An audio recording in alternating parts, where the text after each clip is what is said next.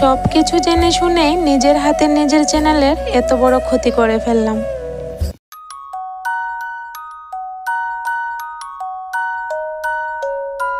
রাধে রাধে বন্ধুরা, কেমন আছো তোমরা সবাই? আশা করছি যে যেখানে আছো ভালো আছো, সুস্থ আছো। আজকের দিনটা হলো মঙ্গলবার। তো মঙ্গলবারের রাতে থেকে আমি তোমাদের সাথে ব্লগটা শেয়ার করলাম। তো এখানে দেখো ব্যাগ গুছিয়ে নিচ্ছি। তো ব্যাগ কেন গুছাচ্ছি, কোথায় যাব, সব কিছুই তোমাদের সাথে শেয়ার করব। তোমরা পুরো ব্লগটা দেখো, আশা করি একটু হলেও তোমাদের কাছে ভালো লাগবে। একদিনের জন্য থাকতে যাব, এরপরও দেখো কতগুলা কাপড় চোপড় নিয়েছি। যেহেতু এখন শীতকাল, তো অনেকগুলা কাপড়ে নিতে হয়, আর বেশিরভাগই মেয়েটার ড্রেস নিয়েছি। আমার কিন্তু একদমই কম ড্রেস নিয়েছি। আর দেখো আমি কিন্তু সব কিছুই নিয়ে নিই। হ্যাঁ জানি, যেখানে বেড়াতে যাবো ওখানেও কিন্তু টিফিন থাকে, বিস্কিট থাকে, দুধ থাকে, সব কিছুই থাকে। কিন্তু এরপরেও কিন্তু আমি বাচ্চাদের সব জিনিসপত্র আমার সাথে রাখি। আর এটা আমার অভ্যেস হয়ে গেছে, এখন যেখানে যাই আমি সব কিছু সাথে নিয়ে যাই। এখন কিন্তু সকাল হয়ে গেছে, তো আমি রেডি হয়ে যাচ্ছি। আর ব্লগটা আমি শুরু করেছি গতকালকে রাত্রে থেকে। অনেকটা রাত্র হয়ে গেছে, প্রায় 10টা-11টা বাজে গেছে ব্লগ শুরু করেছি। তার কারণ হলো বাচ্চাদের ঘুম পাড়িয়ে আমি ব্যাগ গুছালাম, তো তোমাদের সাথে একটু শেয়ার করলাম। তো এখন যে সকাল হয়ে গেল, আমিও এখানে রেডি হয়ে যাচ্ছি, যেহেতু 8টার দিকে ট্রেন। তাড়াহুড়ো করে বাসি কাজকর্মগুলি সারলাম, এরপরে রেডি হলাম। আমাকে ড্রেসটা পরে কেমন লাগছে তোমরা অবশ্যই কমেন্টে জানিও। আমার কিন্তু শাড়ি পরতে ভীষণ ভালো লাগে, কিন্তু ওই যে রেলে ট্রাভেল করতে একটু অসুবিধা হয় শাড়ি পরে। আর বাচ্চাদের নিয়ে দেখবে শাড়িটা পরে কিন্তু ভীষণ অসুবিধা হয়ে যায়, তাই আর শাড়িটা পরলাম না, ড্রেসই পরে নিলাম। তো ড্রেসটা পরে আমাকে কেমন লাগছে তোমরা অবশ্যই কমেন্টে জানিও। এতটা ঠান্ডা পড়ছে, এরপরে কিন্তু আমি সোয়েটার পরিনি। তার কারণ হলো সকাল থেকে তো কাজ করে যাচ্ছি, এত তাড়াহুড়ো করে কাজগুলি সারছি, আর আমার কিন্তু বেশ গরম লেগে গেছে। তো আর সোয়েটার লাগাইনি, এমনিতেই ছুটলাম। তো দেখো অনেকটা দেরি হয়ে গেছে, কিন্তু আমি কিন্তু খুব তাড়াহুড়ো করছি। তো রাস্তাতে উঠে মাত্রই গাড়ি পেয়ে গেছি, মানে অটো পেয়ে গেলাম। এরপরে চলে আসলাম স্টেশন। আজকে স্টেশনে এসে এরপর রেলে উঠেও মানে এতটা কষ্ট পেয়েছি কি বলবো। আগে যদি জানতাম যে এতটা কষ্ট হবে, তাহলে আমি কিছুতেই আজকে বাড়ি থেকে বের হতাম না। স্টেশনে কিন্তু আমরা টাইম মতো এসে পড়েছি, আর এসে শুনছি আজকে নাকি ট্রেন অনেকটা লেট হবে। আর জানো তো বন্ধুরা, 7:30টাতে এসেছি কিন্তু স্টেশন, আর ট্রেন ছাড়তে ছাড়তে প্রায় 9:30 বেজে গেল। এরপরে যখন ট্রেনে উঠলাম, এতটা ভিড় ছিল, একটা সিটও পাইনি। সারাটা রাস্তা দাঁড়িয়ে এসেছি মেয়েটাকে কোলে নিয়ে। আমার কিন্তু অনেকটা কোমর ব্যথা হয়ে গেছিলো। এরপরে একটা দাদাকে বললাম আমাকে একটু সাইড দিতে, মেয়েটা ঘুমিয়েছিল, তো একটু সাইড পেয়েছিলাম, একটু বসেছিলাম।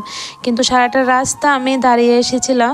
যখন স্টেশনের কাছাকাছি পৌঁছে গিয়েছি, তখন একটু সিট পেয়েছি, বসে আসলাম।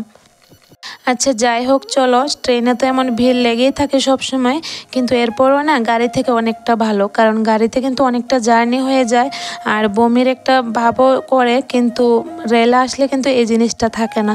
তো এরপর আমরা চলে আসলাম দাদার এখানে এসে একটু ভাত খেয়ে নিলাম। আর বৌদির এখানে ভেবেছিলাম একটু সেজে গুজে আজকে যাব, কিন্তু ওই যে ভাগ্য খারাপ থাকলে সব কিছুই খারাপ। আসলে আমার ভাগ্যটাই খারাপ ছিল আজকে। রেলে আসবার সময় কিন্তু অনেকটা কষ্ট করে এসেছি, আর বৌদির এখানে এসে মনে করেছিলাম একটু সেজে গুজে যাব। এসে দেখি কারেন্টটা চলে গেছে। আর বৌদিরা কিন্তু অনেকবার ফোন করেছে কারেন্টের অফিসে, কিছুতে কারেন্ট আসলো না। তো আর সাজতেও পারলাম না, এমনিতেই চলে গেলাম। এখন আমরা চলে আসলাম আমার ভাসুরের বাড়িতে। অনেকটা দূরে এসেছি, কিন্তু বাইকে জার্নি করে এসেছি, অনেক দিন পর বাইকে জার্নি করেছি, বেশ ভালোই লাগলো। এরপরে চলে আসলাম এখন বর্দার বাড়িতে। আর দেখো আমার বর্দার বাড়ির পরিবেশটা খুব সুন্দর, কিন্তু এতটা ভালো লাগে গ্রামের পরিবেশ। হ্যাঁ জানি আমাদের বাড়িও গ্রামে, কিন্তু এরপরও না বর্দার বাড়ির দিকে অনেকটা ভালো লাগে। আমাদের বাড়ি গ্রামে হলো, কিন্তু একটা যে মানে গ্রামের যে পরিবেশটা, এটা কিন্তু বর্দার বাড়িতে বেশি বোঝা যায়, আর এতটা ভালো লাগে। আর আমরা যখনই যাই কিন্তু সবাই মিলেই একসাথে যাই। তো আমরা গিয়েছি পরে আমার যা বলছে একটু পায়েস আছে, আমাকে বলল খেয়ে নিতে। তো আমি আর খেলাম না, 2টা মিষ্টি খেলাম। এরপর এখানে দেখো রেডি হয়ে যাচ্ছি। তো চলো বন্ধুরা, আজকে আমি কোথায় যাচ্ছি বা কেন রেডি হচ্ছি এটাই তো এখন অবধি তোমাদের সাথে বলা হয়নি। আমি এসেছি বিয়েতে, সরি বিয়েতে নয়, বৌভাতে। আমাদের কিন্তু বিয়েতেও নিমন্ত্রণ করেছিল, কিন্তু ওই যে ছেলেটার পরীক্ষা ছিল, তো আর আসতে পারিনি। তো আজকে বৌভাতে আসলাম। আর এখানে এসে আমি রেডি হলাম। তো আমার যা বলছি রেডি হতে তাড়াহুড়ো করে। এখন কিন্তু প্রায় বিকেল হয়ে গেছে। তো এদিকে আমি রেডি হয়ে গেছি মোটামুটি, আমার যাওয়া রেডি হচ্ছে। আর দুষ্টটা দেখো কি করছে, এখানে দুষ্টুমি করছে। আর ও জানো তো ওর দিদিভাইকে পেয়েছে, ও তো ভীষণ খুশি। দুটা বোনে সারাটা দিন খেলে আর একটার সাথে একটা সারাদিন মানে মজা করতে করতে ওদের দিনটা চলে যায়। এখানে আমরা দুই যা একদম রেডি হয়ে গেছি। আর আমাদের জানো তো এতটা বকা দিচ্ছে, আমরা নাকি অনেকটা সময় লাগিয়ে নিয়েছি, প্রায় সন্ধে হয়ে যাচ্ছে। আচ্ছা বলো তো বন্ধুরা, আমাদের কি রেডি হতে দেরি লাগবে না? ওরা তো ছেলেরা একটা স্যুট শার্ট পরে না বাস হয়ে যায়, কিন্তু আমরা তো অনেকটা সময় লেগে যায়। শাড়ি পরি, এরপরে মাথা আঁচড়ে নিয়ে একটু সাজুগুজু করতে কিন্তু সময় লাগে, কিন্তু ওরা এই জিনিসটা বুঝে না। আর এ হলো আমার দেওর। আমার দেওর কিন্তু অনেকটা রাগ করে নিয়েছে, যেহেতু এতটা লেট করে নিয়েছি। তো দেখো মুখটা কিন্তু একদম কালো করে রেখেছে। আচ্ছা যাই হোক, তো এদিকে সব কিছু সেরে এরপরে চলে আসলাম বিয়ে বাড়িতে। বিয়ে বাড়িতে ঢুকতেই দেখি প্রথমে ফুচকার দোকান, কফির দোকান, পানের দোকান। তো কফি আর পানটা তো আমার বেশি একটা প্রিয় না, তো আর খাইনি, কিন্তু ফুচকাটা না একদম পেট ভরে খেয়েছি। আর এতটা টেস্টি হয়েছে শীতের দিন, এরপরও কিন্তু ফুচকাটা আমি একদম পেট ভরে খেয়েছি। এখানে দেখো সবাই বসে আছে, তো আমরা অনেকটা সময় কাটিয়েছি। এখন প্রায় 2টা বেজে গেছে। মানে যখন গিয়েছিলাম বিয়ে বাড়িতে তখন কিন্তু একবার ভাত খেয়ে নিয়েছিলাম। তো এখন যেহেতু নাচ গান করেছি, অনেকটা লেট হয়ে গেছে, তো আবার একটু সবাই মিলে খেয়ে নিলাম। এরপরে চলে আসলাম আমার বড়দার বাড়িতে। প্রায় 2টা-3টা বাজলো বড়দার বাড়িতে আসার সময়। এরপরে এখন কিন্তু পরের দিন সকালবেলা আবার ব্লগটা শুরু করেছি। রাতে আর কিছুই শেয়ার করা হয়নি তোমাদের সাথে।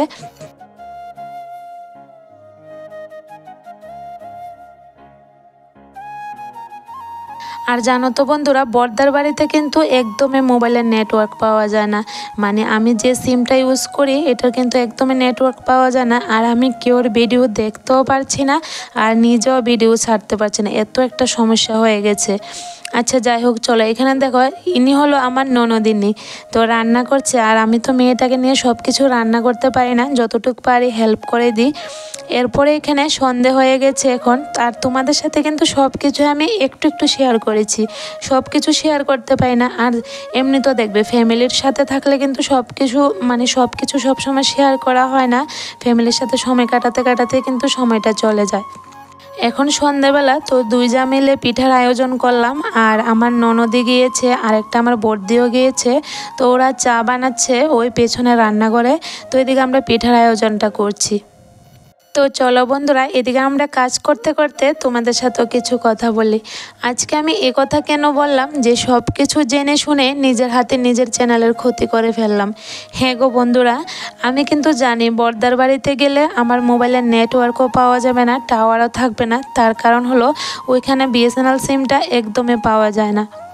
যেদিন থেকে গিয়েছি এদিন থেকে কিন্তু মোবাইলটা ব্যাগে পড়ে আছে, কারণ একদম টাওয়ার ছিল না, নেটওয়ার্ক নেই। তো এটাকে আমি হাতে নিয়ে কী করব বলো?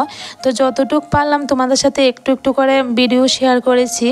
এরপরে জানো তো আমি চার্জারটাও নিইনি, আর ওইখানে যারা চার্জার ছিল একটা চার্জারও কিন্তু দিয়ে আমি মোবাইলটা চার্জ করতে পারছি না। আর চার্জারটা এই কারণে নিতে ভুলে গেলাম যে ওইখানে গিয়ে তো টাওয়ার থাকবে না, ভাবলাম আর চার্জ করেই কি করব, ভেবেই আর নিলাম না। আর জানো তো আমি যে তোমাদের সাথে ভিডিও শেয়ার করতে পারছি না, এতটা মন খারাপ ছিল, একদমই ভালো লাগছে না। হ্যাঁ ঠিক আছে, ফ্যামিলির সাথে ছিলাম, সব কিছুই ঠিক আছে, সময় কেটে যাচ্ছে, কিন্তু এরপরও এটা যে চ্যানেলটা যে এটা কিন্তু অনেকটা কষ্ট করে চ্যানেলটা তৈরি করলাম, একটু একটু করে বড় করছি চ্যানেলটাকে। এখন যদি চ্যানেলটাতে ভিডিও আপলোড না করি ডেলি, তাহলে কিন্তু চ্যানেলের অনেকটা ক্ষতি হয়ে যাবে। আর এটা কিন্তু আমি আগেই জানতাম যে বড়দার বাড়িতে গেলে কিন্তু টাওয়ার থাকবে না। তো সব কিছু জেনে শুনে কিন্তু আমি বড়দার বাড়িতে গেলাম। আর কি করব বলো, সবসময় তো আর না করে পারি না, যেতে হয়। আর যে দেওরটার বিয়ে গিয়েছিল ওর বিয়েতেও যায়নি, আর যদি বৌভাতে না যায় ও কিন্তু অনেকটা রাগ করে ফেলবে। সব কিছু রক্ষা করতে গিয়ে কিন্তু আমাকে যেতে হলো বিয়েতে।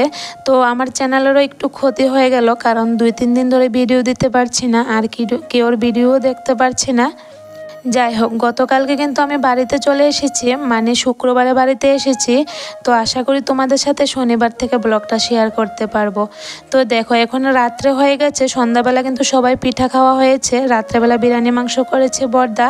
তো এখন কিন্তু আমি চলে আসলাম বাড়িতে। আজকের ব্লগে কিন্তু সব কিছু এলোমেলো হয়ে যাচ্ছে, ওই যে একটু একটু করে তোমাদের সাথে শেয়ার করছি, যেহেতু তোমরা আমার ফ্যামিলির মতো হয়ে গেছো, তো তোমাদের সাথে একটু শেয়ার না করলে আবার ভালো লাগে না। তো এখানে দেখো, এখন কিন্তু পরের দিন আমি বাড়িতে চলে আসলাম, মানে আজকে হলো শুক্রবার। তো 2টা ট্রেনে আমি বাড়িতে চলে আসলাম। বাড়িতে এসে মাত্রই কিন্তু আমি আগে কাপড়গুলি বার করে নিচ্ছি, ওই যে মেয়েটার সোয়েটারগুলি ভিজিয়ে দেবো, এতটা ময়লা করে নিয়েছে। তো চলো বন্ধুরা, আজকের ব্লগটা এখানে শেষ করে নিই। ব্লগটা কেমন লাগলো অবশ্যই জানিও, ভালো লাগলে একটা লাইক কমেন্ট শেয়ার করে দিও, আর চ্যানেলটাকে সাবস্ক্রাইব করে আমার পাশে থেকো।